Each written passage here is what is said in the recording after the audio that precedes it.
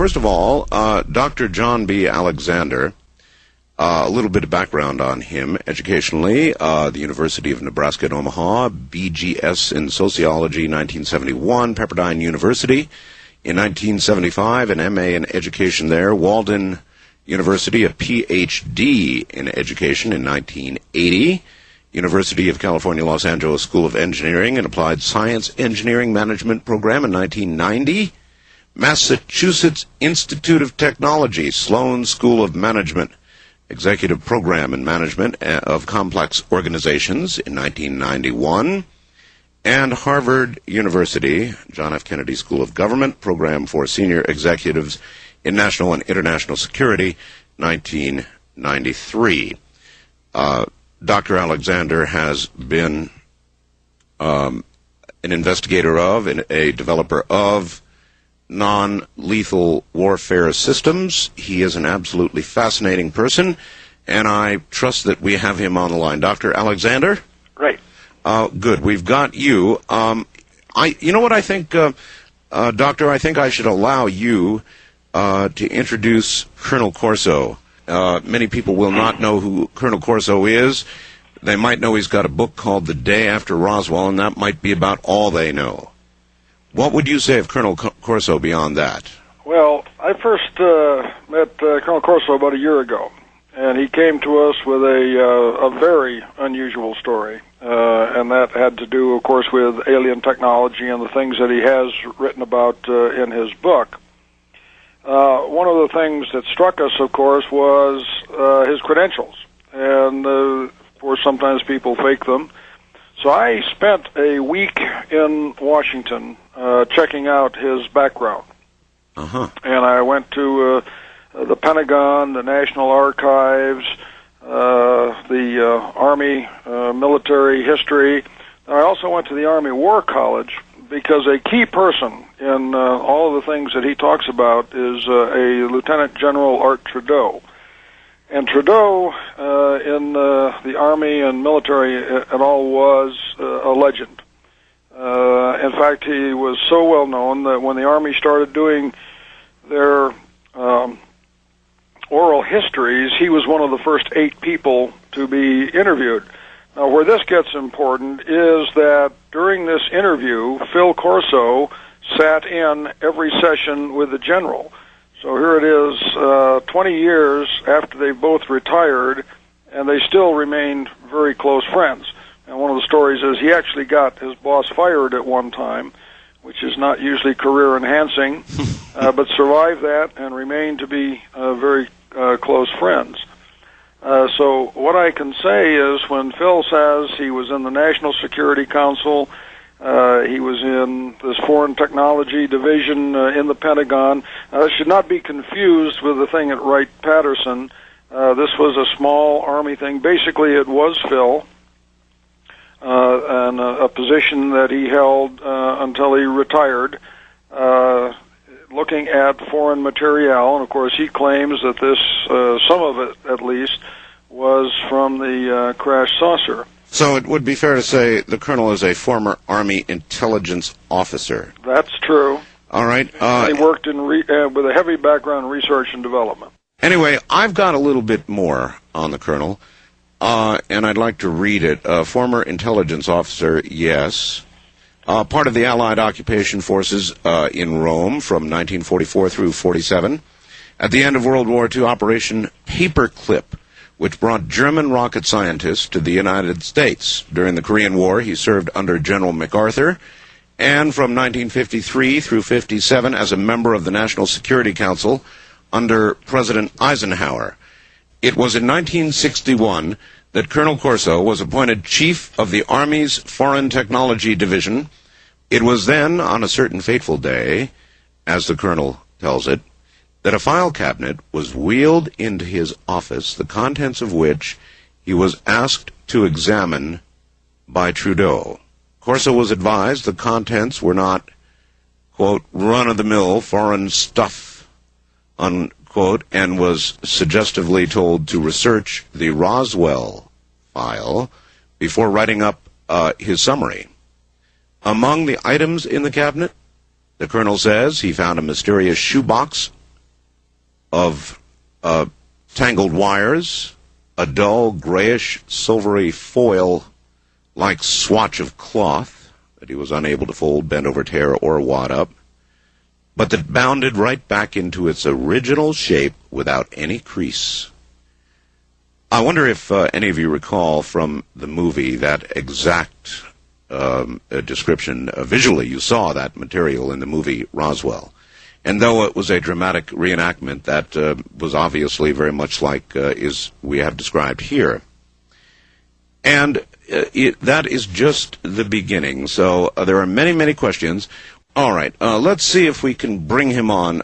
Colonel, are you there? I'm here. Okay, we don't yet have Dr. Alexander back, but we definitely have you.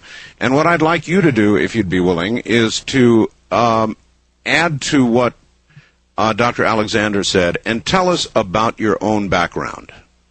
My background, well, I came in the Army in 1940 when the war started, right after Pearl Harbor.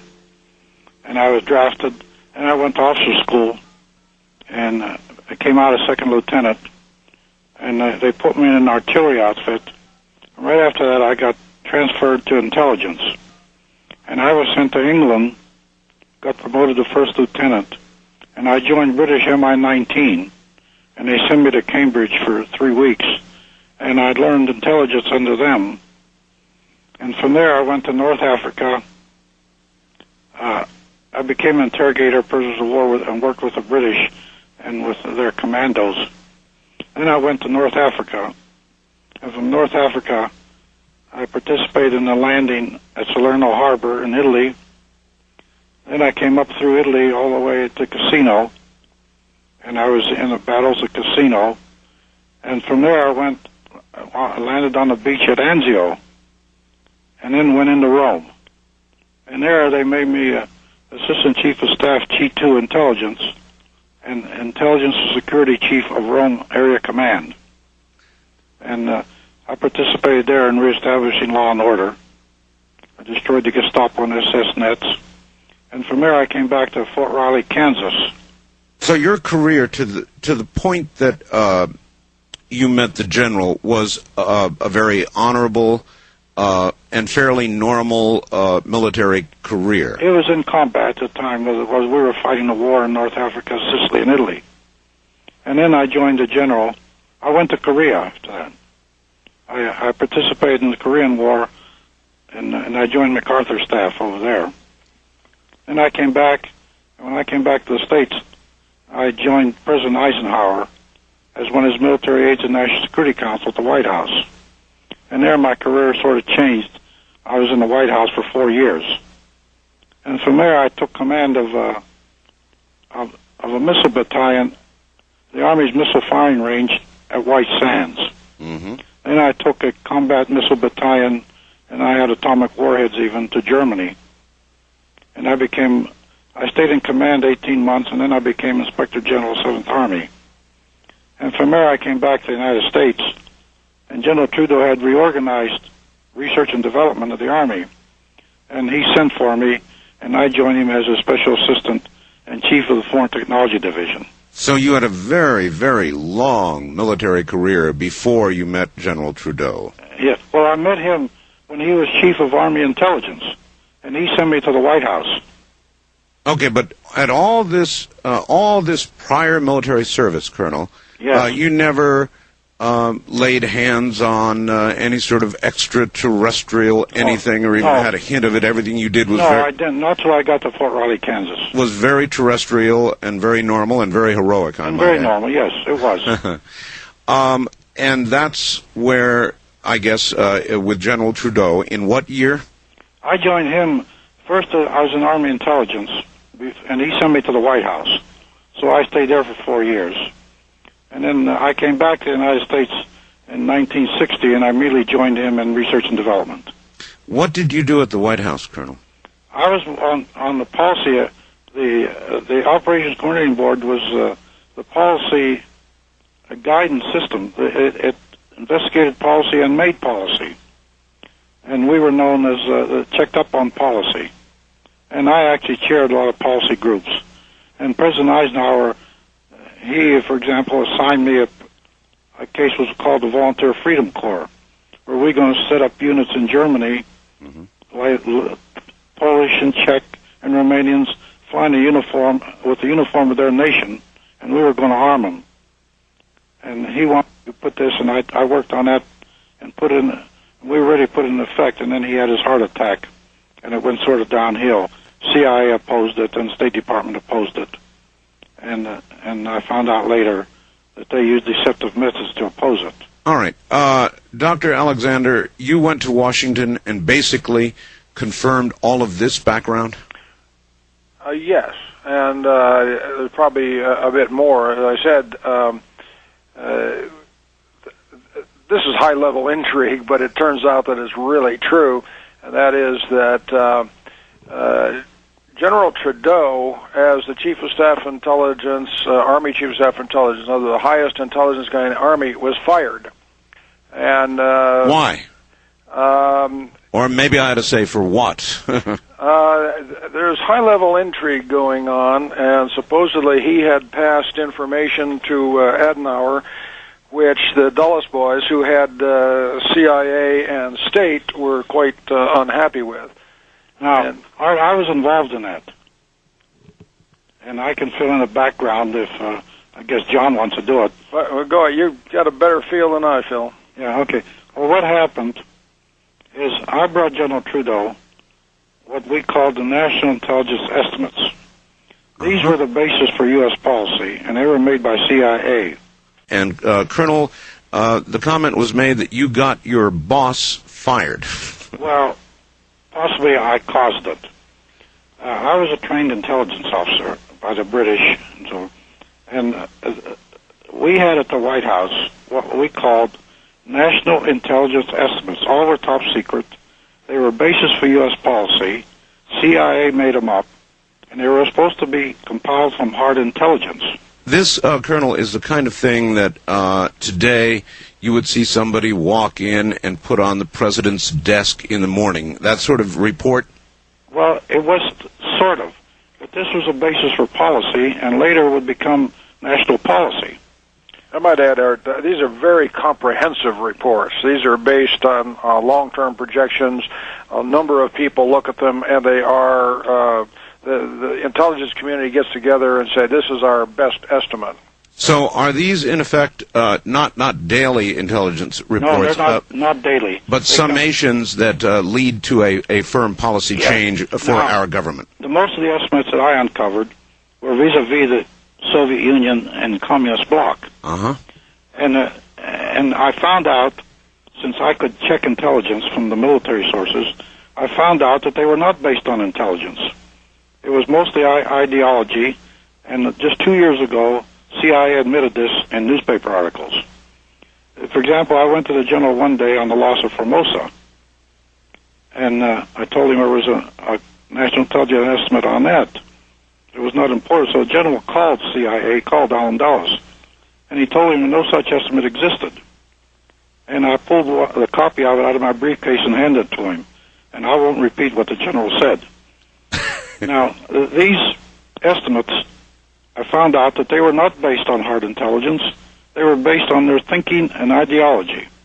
And this was dangerous because most of them were apologetic to the Soviet Union. And we considered that a great danger. So when I laid these out to the general, and by the way, in 1962, I testified for 2 days in front of the Committee of Congress, a Senate Judiciary Committee, and this testimony is still rated top secret. It was on this subject. And Trudeau refused to comment on these overnight like they wanted, because they didn't want anybody to check on them. So they made up an excuse that he gave when Adenauer called him in Washington, and he briefed Adenauer on these cards. Well, I got in the act, and I sent over to Germany, the CIC, the military, and I told them, get me information that Galen's outfit is penetrated. And they did. So Alan Dulles immediately took off for Turkey. And I still remember that's where he went. And two of my friends, former ambassador of Thailand, Max Bishop, and ambassador to South American Mexico, Robert Hill, came with me. We went to see Senator Bridges, at the time chairman of the Armed Services Committee. and he was a tough old man. And he promised us that there won't be another officer promoted in the Army until Trudeau was brought back and promoted. And he did. He got promoted to Lieutenant General. So this was the intrigue that went on, and of course this increased my animosity with CIA, because they didn't like an intelligence officer uncovering this. I'm sure. And remember, at the time, I was at the White House, which was considered above them. So I could call a few names back when I wanted to. And there was not much I could do about it. But this was the intrigue where General Trudeau was relieved, and then brought back bigger than ever. In fact, he took command of a corps, then came back and reorganized research and development, which was in logistics, a secondary mission. All right, who was responsible, do you think, for bringing General Trudeau back? Yes, because we were close. Until the old gentleman died, we were close friends. No, I understand that, but what I'm asking, Colonel, is who was... Thurman. What was that?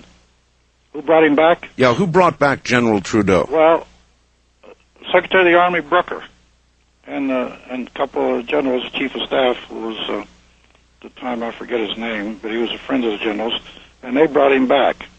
And he became chief of research and development. But it was because of Strom Thurmond and the support from the Hill. Yes. So Congress is integrally involved in this. That's right, they were. There were strong senators. Senator Eastland, Senator Dirksen, Senator McClellan, and Senator Thurman, and Nolan, and people like that were involved on General Trudeau's side. And I know because I talked to every one of them personally.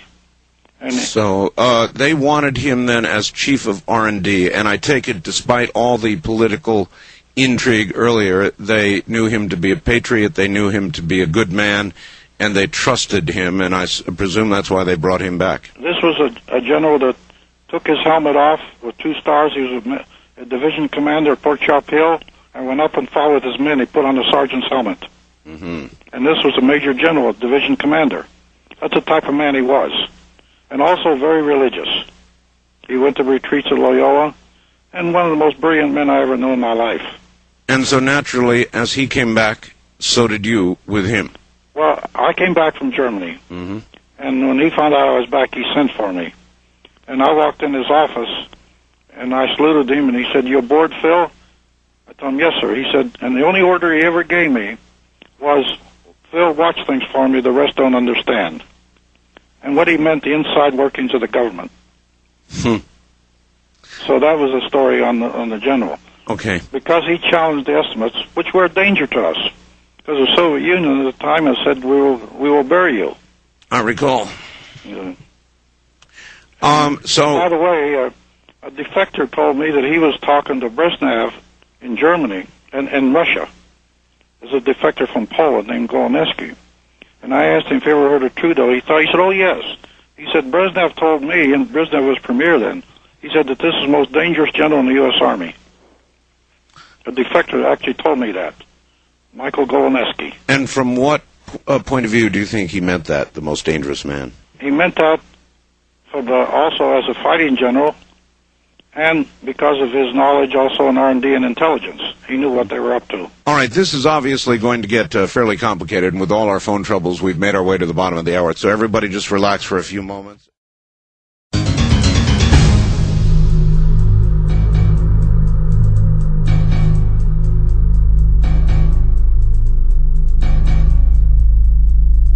Back now to, respectively, Dr. John Alexander in Las Vegas and Colonel Philip Corso. Gentlemen, you're both back on the air again. All right, so now you went to work for General Trudeau, and this is where things begin to get interesting for you. Yes. At this point, again, you had never laid hands on anything extraterrestrial, probably hadn't seen a UFO or anything else. In other words, you were not any sort of ufologist or even interested. I saw a body at Fort Riley, Kansas, but I put that out of my mind until I could corroborate the information, like in intelligence, and prove it. And later there were some experiences that happened. My radars were picking up objects at White Sands when I commanded the range battalion, traveled 3,000 or 4,000 miles an hour. I guess that we better back up then. If you saw a body at Fort Riley, Texas, tell my audience... It was in Kansas. Kansas. Tell my audience that story. Well, what it was, I was appointed one night post-duty officer. Actually, lately there have been some criticisms. They said that the security was lax at Fort Riley if I did that. But I was the security officer that night, or the post-duty officer. And people know the Army know that when you're appointed post-duty officer, you're responsible for all the guards and security all that night on the post. Why would anybody criticize that? I was in the Air Force, Colonel, and I remember that most all bases had an on-duty officer for the night. Well, the critics didn't know this. They weren't in the Army. And really that night, I was the security. And when I went down, one of my sergeants, Master Sergeant I knew well, was Sergeant of the Guard because we had horses in the area, the veterinarian area. And these five, I think it was five of them, yes. There was 5 boxes there that looked like caskets. And I went on in the room, because I was a security officer, I had to go inspect it. They told me there was sensitive cargo there. It come by truck. Was it in transit, or was that in transit? It was in transit. All right. I'll tell you how I knew that. Now, I went in and I picked up the tarp, and I saw this body. Of course, I turned a little bit. At first, I thought it was a young, baby or something. Then I got a little bit turned, like you do in combat. When something like that happens, your stomach gets upset, but you recover fast. Mm-hmm. And I told the sergeant, get out of here because sensitive area. I don't want you in trouble.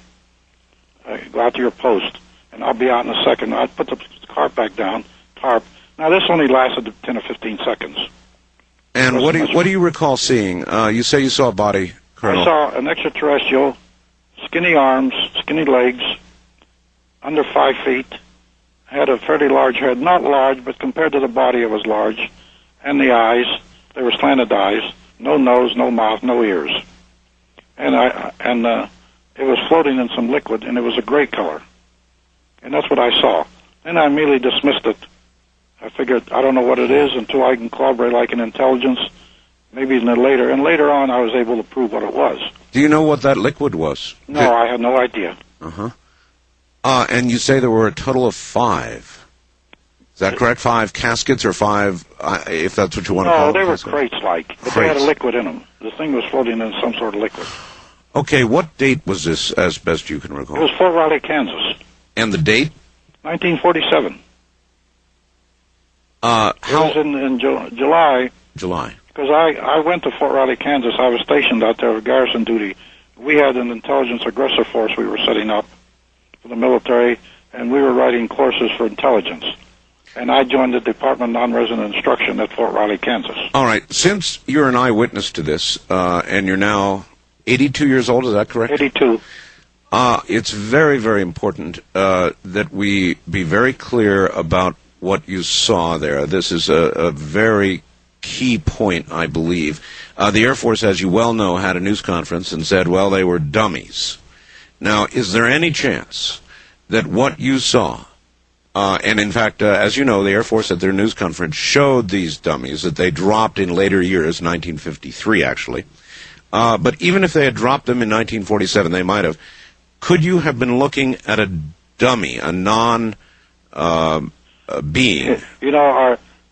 I told people in late interviews that I will not criticize a sister service, and I won't, because I fought in Korea with them, and I have a lot of friends in the Air Force, but their superiors I will criticize. There was no question in my mind what it was.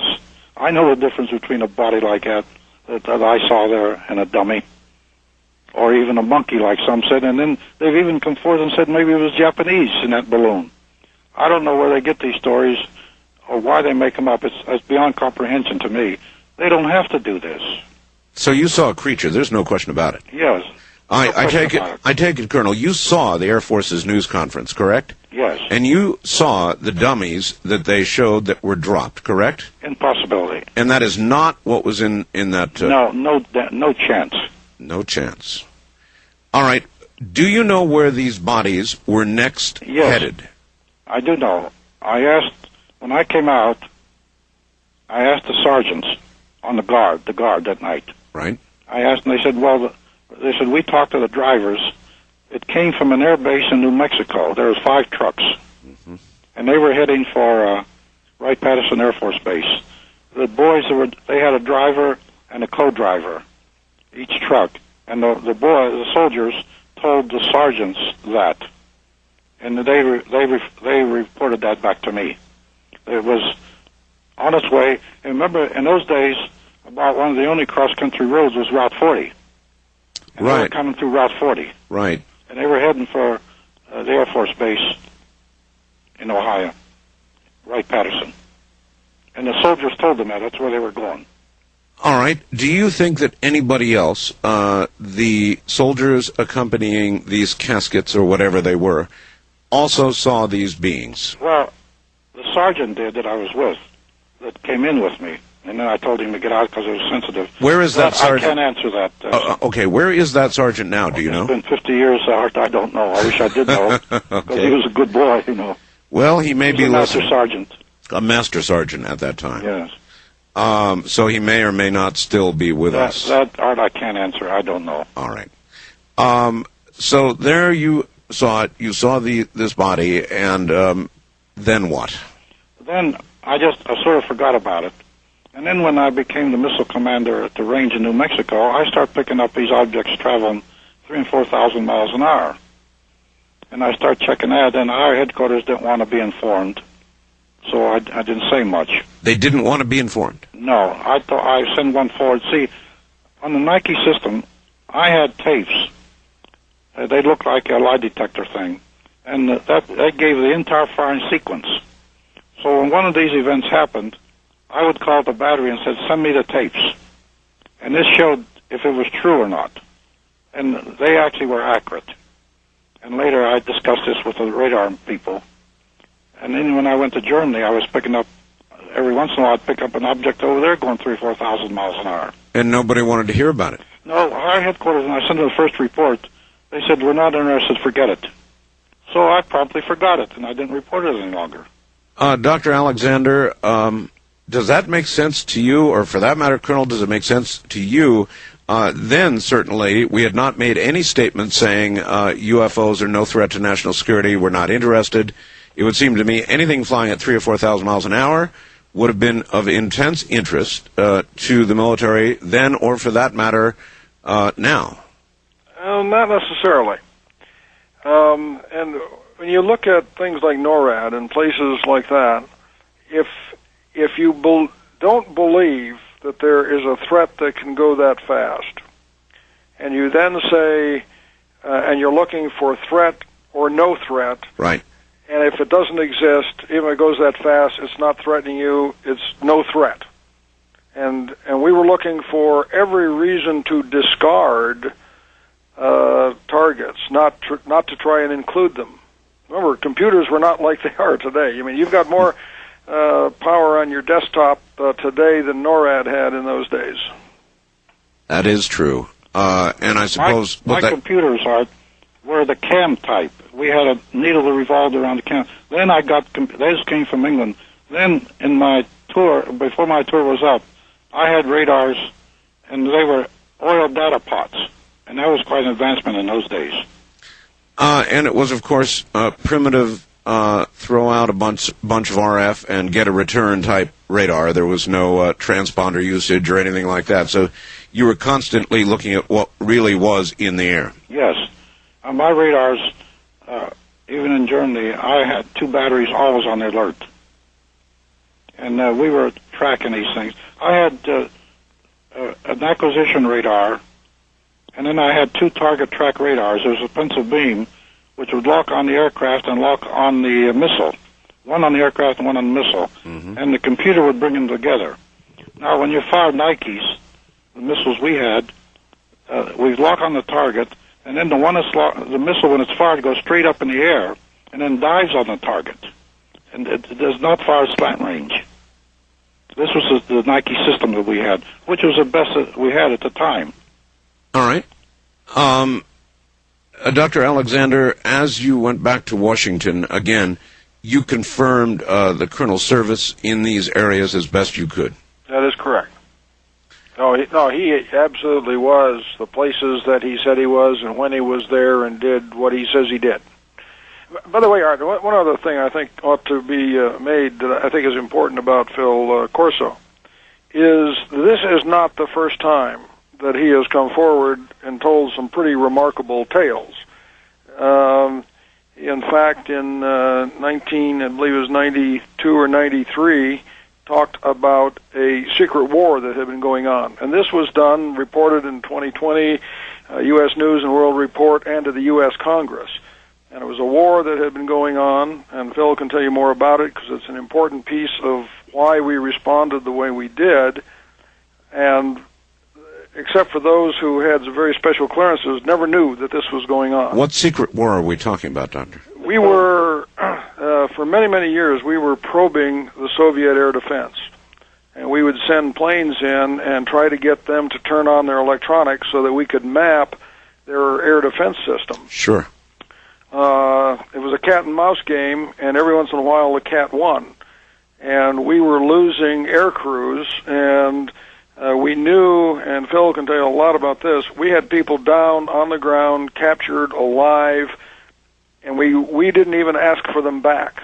Sure. What year was that, John? Oh, this went on for decades. But with regard to the Colonel's involvement? Well, he was in the White House in the 50s when we had lost some of them. Also, we had a 100-inch camera, which was highly classified at the time. From northeast part of Korea, it could photograph Vladivostok. Really? And this was highly classified at the time, and we were flying that over there. Now, Chris Wallace on prime time, he asked me one day when I was being interviewed on TV, Cold War, and I told him, Chris, I don't want to be ludicrous or it's not a joke. I'm very dead serious on this. I don't know of any Cold War. Every war I've been involved in was a hot war. Mm. And I told him, and boys were dying, they were shooting at each other, 30-millimeter shells and everything else coming at them. Colonel, how many aircraft and air crew are you aware of that we lost during those kinds of operations? I don't have the number, Art, but this went on for quite a few years. And it was a constant battle. And we lost a lot of men. In fact, I had a situation where when I testified in missing prisoners of war, a woman came out to me with her daughter. And they gave me the name Lieutenant Colonel. I said, oh, yes, I remember him. He's a technical advisor on one of these airplanes with a 100-inch camera, and I used to receive the reports or the photos. The little girl go over and kissed me on the cheek. She said, finally, we don't know what our father did when he got killed, because the Pentagon told us he was joyriding. I told him he was not joyriding. He was a technical observer. Now, these things happened, you know. And Chris Wallace, and we walked in front of the White House, and he took some photographs. He had his cameraman there. And he stopped and he said, Colonel, now I understand. After all, you people are responsible for security of the nation. I told him, Chris, I'm glad to hear that you understand what we were doing. Well, I understand that it had to be done. It is a little difficult for the American people to understand that when these air crews went down, even if they lived, they were basically abandoned. Yes, they were. I testified in front of the House Committee and the Senate Committee on this problem. What do you think happened to those men, Colonel? I told President Eisenhower what happened to for example, at Panmunjom John. I was on a truce delegation, and I was on the ground when the boys were being exchanged. A Korean colonel we had told him, civilians told him, there was 500 sick and wounded 10 miles from Panmunjom. I wrote this up. Well, then our prisoners came through, and those boys told me that they saw those boys there. They were sick and wounded, pretty badly sick and pretty badly wounded. So I wrote up a presentation, and the chief delegate took it up at Panmunjom. The Chinese general broke a pencil in half when he heard this. Now, none of those boys came back, and they were all dead. They all died. And this was 10 miles. Yet I told the Senate committee for this, they didn't ask me one question about it. Well, maybe they didn't want to know. Well, I think the answer to your question is that, particularly for the technical people, that after they fulfilled their usefulness, they were terminated. Terminated. In other words, no doubt the ones that ended up in enemy hands were tortured for whatever information could be gleaned and then disposed of. Right. Well, they also took their identities. That was the intelligence aspect of what I discussed with President Eisenhower. I wonder how people who have knowledge of this, Colonel, sleep at night. I mean, do you just rationalize it's war? Well, cold or hot, whatever you want to call it, it's war, and there are casualties. It was war.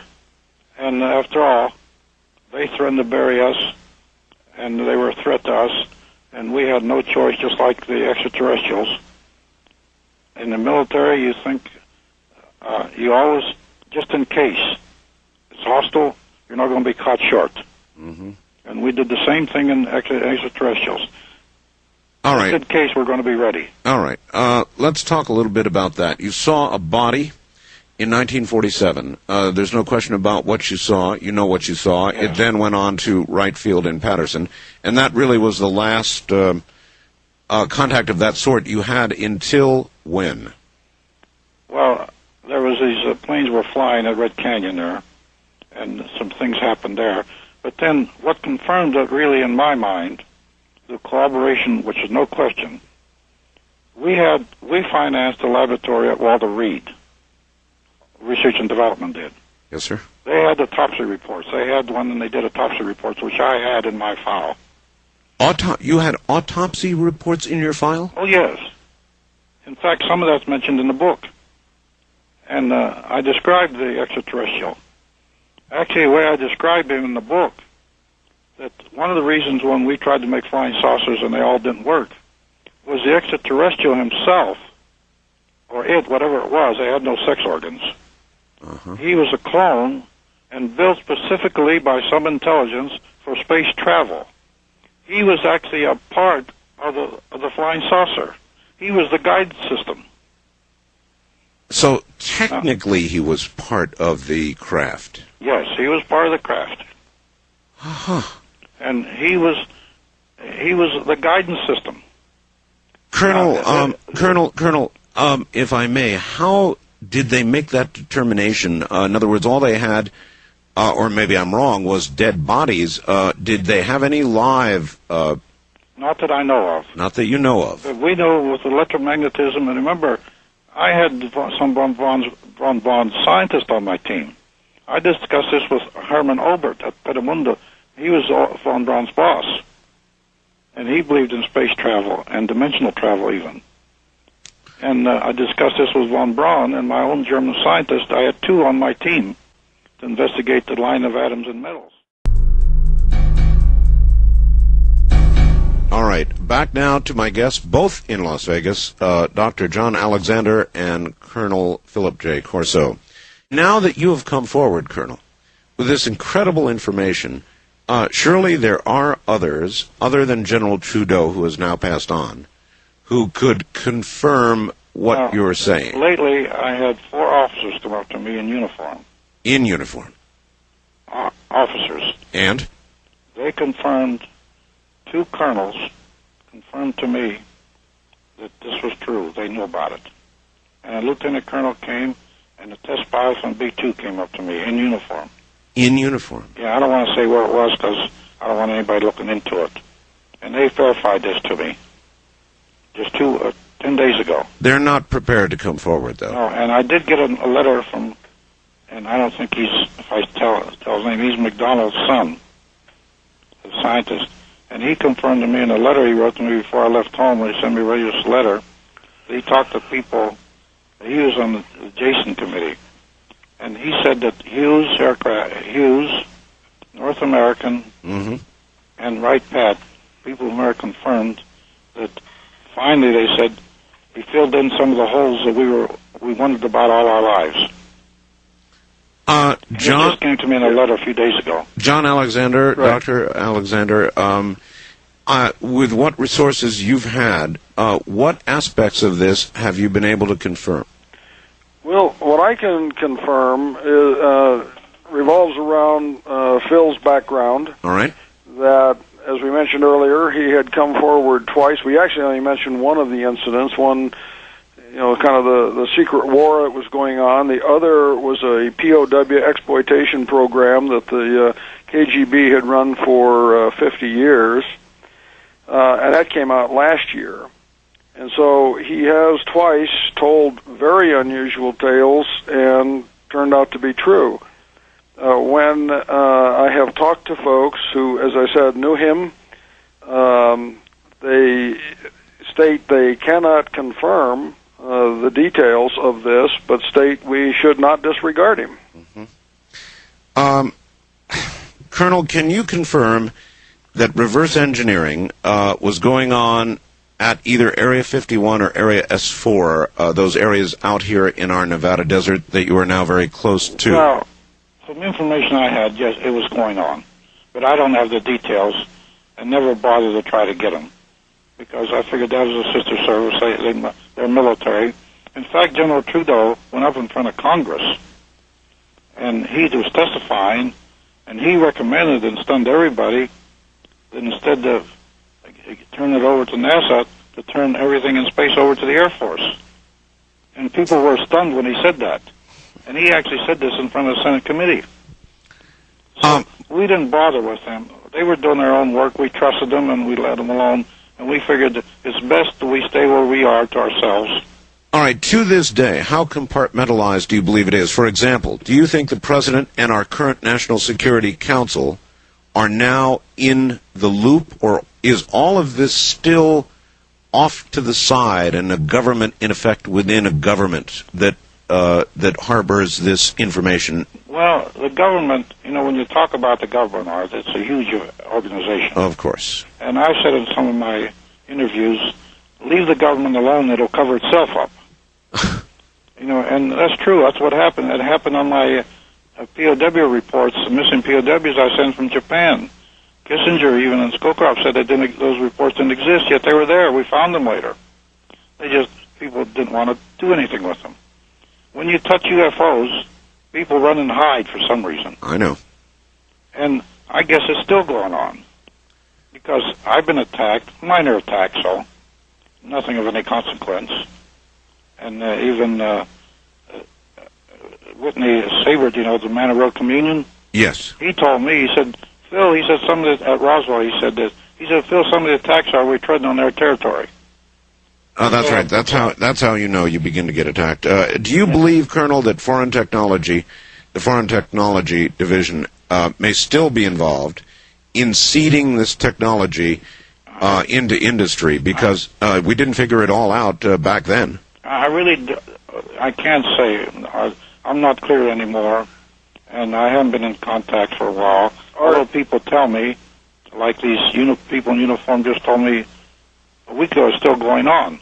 So I hope it is, because it's important enough to keep on going. And I think some of these developments, I surprised my son one day because we build airplanes, these Rutan-type airplanes, and a B-2 came over an air show, and I told him what to do, and he called me. He said, "Oh no, it can't." Then he called me up, and he said, "It came over and it flew like a little airplane. It held near impossible for a big airplane like that." That means some of the developments are going into that craft. It has to be. Say, Art? Yes, John. On FTD, and again, this was an small Army organization, not the one at Wright-Patterson with the Air Force. One of the things I was able to confirm is that when Phil came to the Pentagon, this unit was created, and right after he left, it disappears. If you follow, what I did is go through the phone books for that period in the Pentagon. So you were able to confirm that division at that time? At that time, and then it disappears as he retires.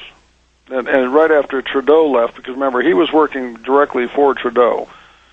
And right after, a few months after General Trudeau retired, that's when Phil Corso retired. Yeah, I retired 6 months after he did. 6 months. Like General Beach, he gave me my last decoration, the Army Commendation Medal, for what I did with General Trudeau. But I still stayed in touch with General Trudeau. And 3 years ago he died, releasing you from your vows to him. Yes. And then what made you decide, Colonel, to write this book? I mean, Well, one of the reasons I decided to write it, my grandchildren, the 3 little boys, asked me one day, what did you do during the war, Granddad? So I figured I'd better leave them a legacy and put it on paper, because really, I never had any intention of writing a book, That wasn't my area at all. And I started to write. And I put it all down, including my Italian experiences, and even other investigations that I did in the government. I started to put those on paper. I figured at least I'll leave them for the little boy, a legacy for the little boys. And from there it evolved into this book, which I never expected to see that. Colonel, if you had not written this book, you're 82, you're not going to be around forever. None of us will. Would we eventually, in your view, know about all of this? Would there be anybody to come forward, or would eventually all those who can tell the story you're now telling? Well, I think that most of them are gone, really, now. Remember, most of the people that were working with me were my age. They all had been honed in combat, and that's how we were able to keep the secret. There was a certain affinity between us. And I think that they're mostly all gone because a good percentage of them are older than I was.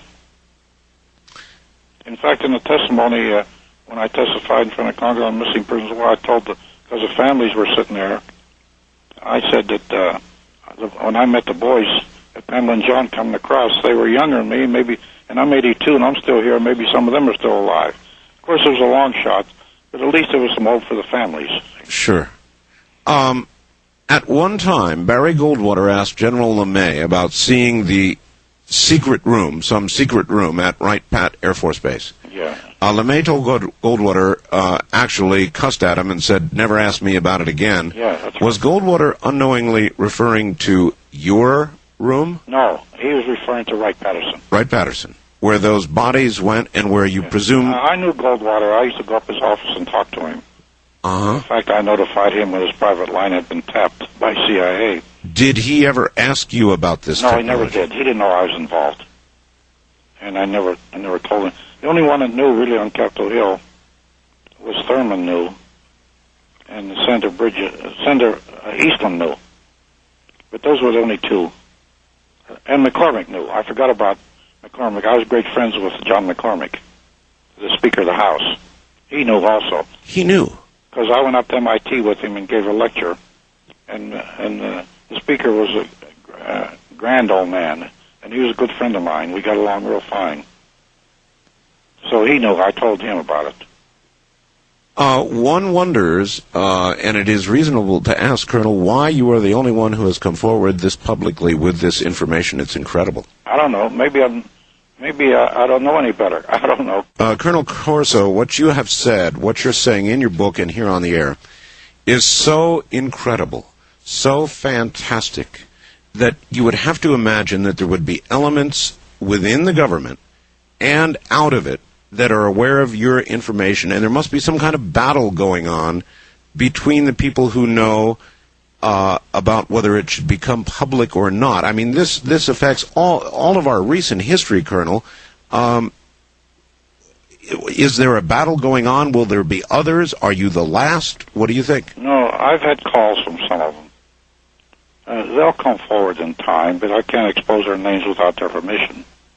Now, also another thing, Art, I really don't think that this is going to cause any panic or anything, because I think from what I saw at Roswell when the families brought their children up to meet me, they're accepting this. They wanted to know, and they're accepting it, and they're going to go right along with it and live with it.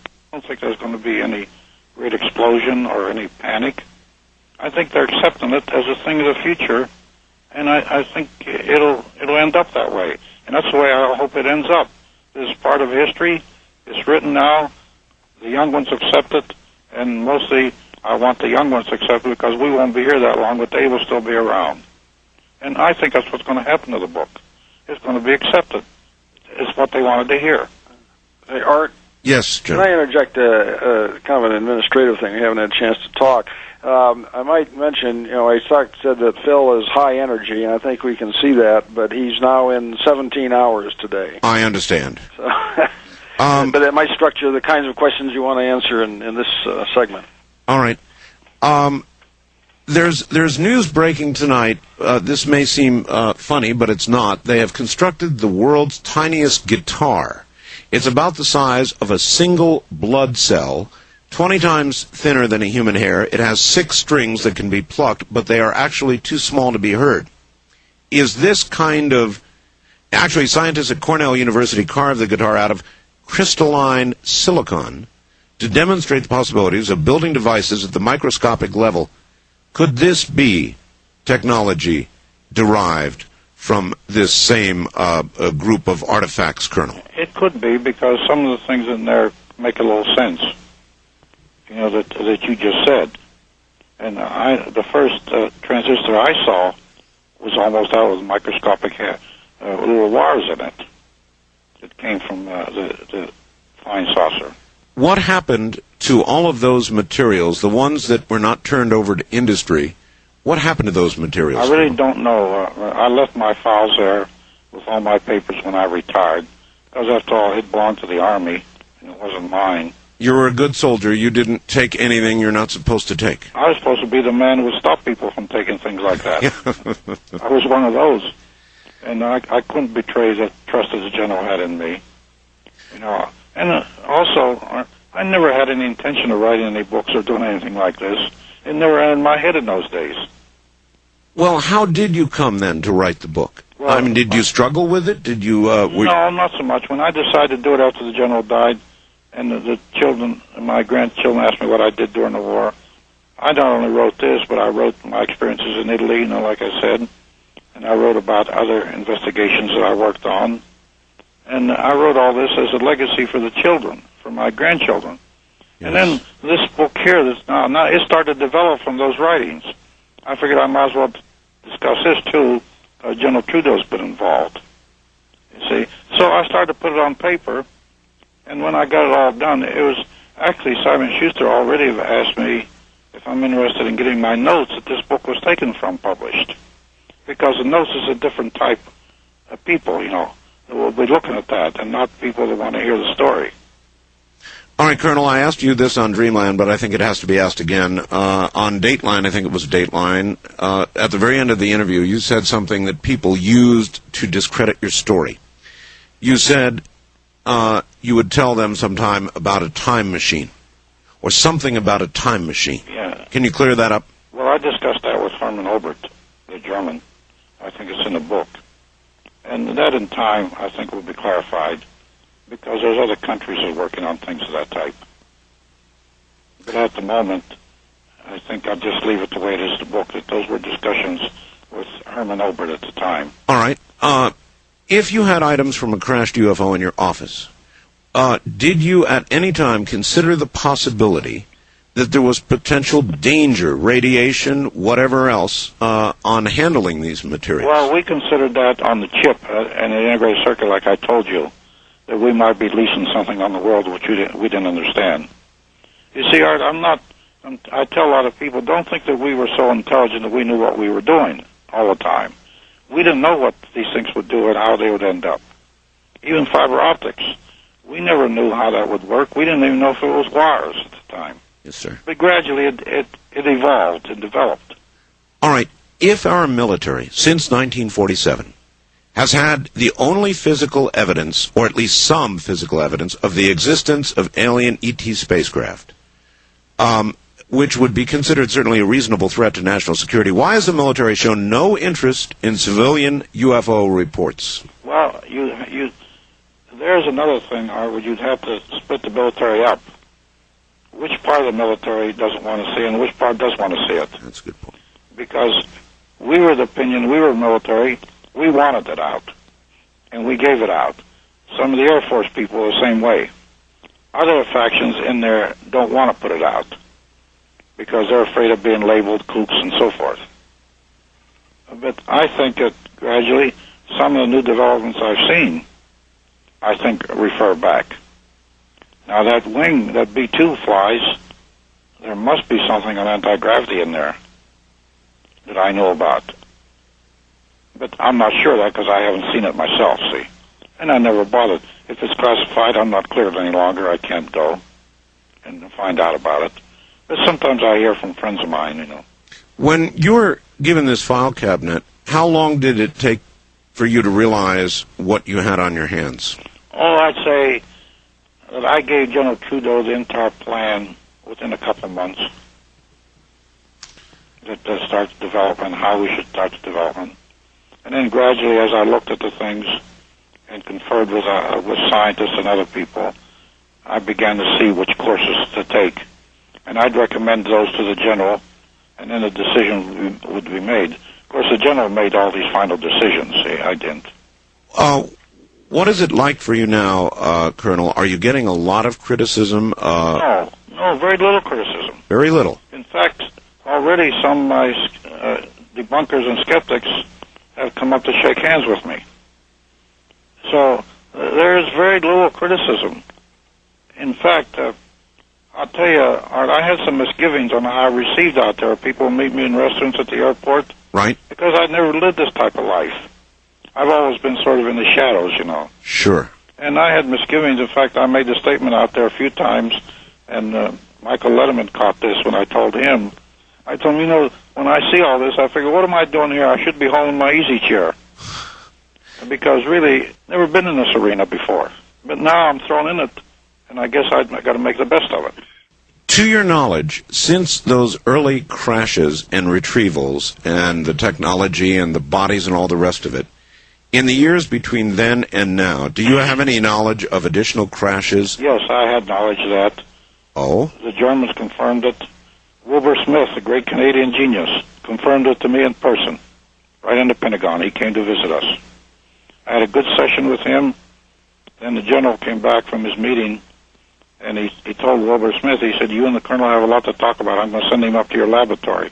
I was supposed to go up to Mayborough, his laboratory in Lake Ontario area. Of course, I put it off. Then when they did call to go up there, they told me Wilbur Smith in 1962, when I was going up, he had died of cancer. So that was a great loss. Then the general got a hold, when I told the general that, he said, sit right down to the table, and you write down everything that you discuss with Mr. Smith, because he's gone now. Well, Colonel, you're getting up in age, 82. There are no doubt contemporaries of yours out there, probably around the same age. A lot of them may be listening to you right now. What do you want them to do?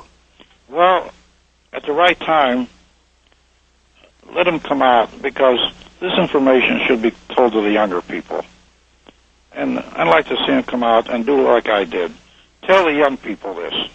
They're the ones who are going to be around. We won't be around here. But let them know what you know.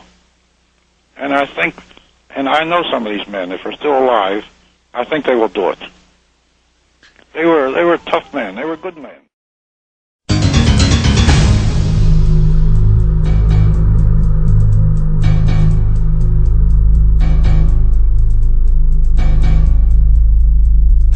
Back down to my guests. Dr. Alexander, I've asked many questions, and if there are any critical questions that you would like to ask the Colonel, you should. Well, of course, I've had quite a bit of time to do that. Yes, you have. Before we checked him out, I guess a couple of things I would say. You know, one of the questions that comes up is this guy crazy? And we frankly, I don't know if he knows this, but had somebody qualified to do that, interact with him, and came back and said, you know, we may not agree with him, but he's not crazy. Sometimes I question that myself, John. When I look back at these things, I have to question that.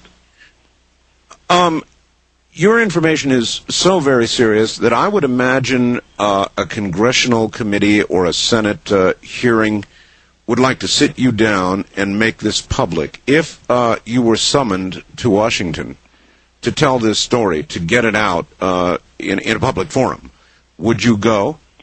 I've appeared in front of 6 congressional committees. Public? And I have nothing to hide if they're serious in what they want to do. Public, Colonel? Public? Yeah, they were public. No, one wasn't.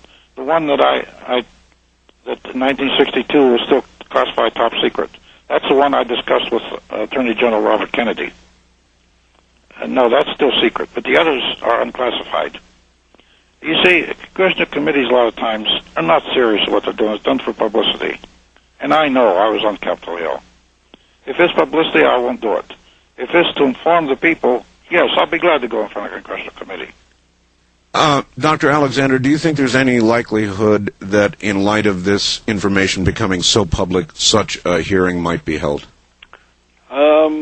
I would not be terribly hopeful, frankly, and I've been checking some sources. I know a number of people on the Hill and staffers and people who work it.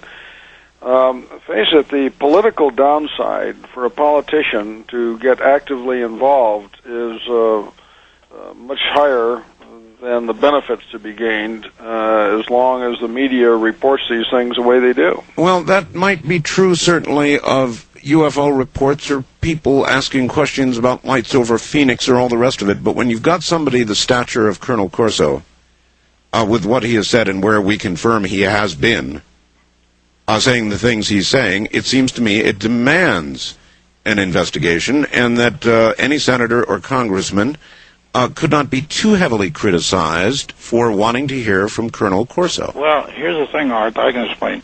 My last testimony was in front of Congressman Dornan's committee on the missing prisoners of war. Right. They had a Czech general there. And the Czech general his life had been threatened 3 times, because he said these experiments come. And so Dornan asked me if I would appear and run interference for the general, appear before him and sit alongside of him, because I would add credibility to the general they were trying to smear, because he was Czechoslovakian. Yes. And the man told a true story. And I confirmed what he said. It was true, because I knew about those hospitals. I knew about those experiments. Now, it took a man like Dornan, who had the nerve to get up there and hold a committee. And the families were there that day, too. They were waiting for me outside in the hallway when I came. Yeah, there's one thing Dornan has, it's that kind of tenacity. Yeah. And so it needs that kind of tenacity, and somebody that will take it in spite of criticism.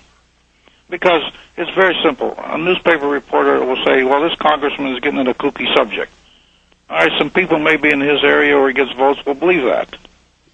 So why should they take the chance? I wish they would, but I doubt it. I know enough on it. Remember, Art, there's a huge political downside. While Phil says he has not had a lot of overt criticism, that's because the book, I think, is fairly new and people are not directly threatened. If you elevate this to congressional hearings, you're now a direct threat. Well, that's what I was hoping for, John. Some sort of direct threat to a lie by omission. I mean, it's about time. If what the Colonel says is true, then he's our best connection to what really has occurred. And here's an interesting question for you, Colonel. If all of the technology that was gleaned from Roswell and any other crashes that have occurred, alien technology, had not been interwoven with American industry, where would we be today? Well, I'll give you a little example. I had a file in one of my files, it was in the second drawer, which was called Project Rainbow. Yes, sir. This was von Neumann's. You remember John von Neumann? Yes. It was his project on artificial life. Now, I went through that file 2 or 3 times and I always put it away when I could have started an operation on that. When you say artificial life, what do you mean? By computer. They're starting to work on that now. You're talking about artificial intelligence. Artificial intelligence, that's right. You bet they're working on it. Artificial intelligence, the wrong word I gave you. Now, von Neumann, I didn't start that project. And a lot of people told me, well, it wasn't time because there were no supercomputers then. Now they can work on that, and they're working on it, artificial intelligence, because a supercomputer is available now, which wasn't available back then. So I think this is some of the developments that are coming up out of this, that new things can be new developments may be taken from that craft.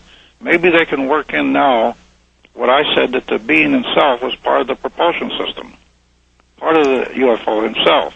Well, that also is interesting because, Dr. Alexander, I'm sure you can confirm, we are beginning to work very seriously now on integration of pilots with our aircraft. They tell us, or I'm told, that there may come a time soon when a pilot will simply think commands for the aircraft. Is that ongoing research? Well, Firefox is certainly ongoing. I think, however, the next step is to take the pilot out of the aircraft. And have it be completely robotic. Correct. What they're calling unmanned aerial vehicles or unmanned, unoccupied combat vehicles. There you have it. And I'm going to leave it up to you. ladies and gentlemen, to digest what you have just heard, Colonel Corso's an 82-year-old man. We have confirmed, Dr. Alexander has confirmed, and believe me, he has the resources to do that the colonel was exactly where he said he was, in the position he said he was in. And you've heard his story. What do you think? It's very hard to turn to anything that would seem more urgent, more important, of greater gravity than what you just heard.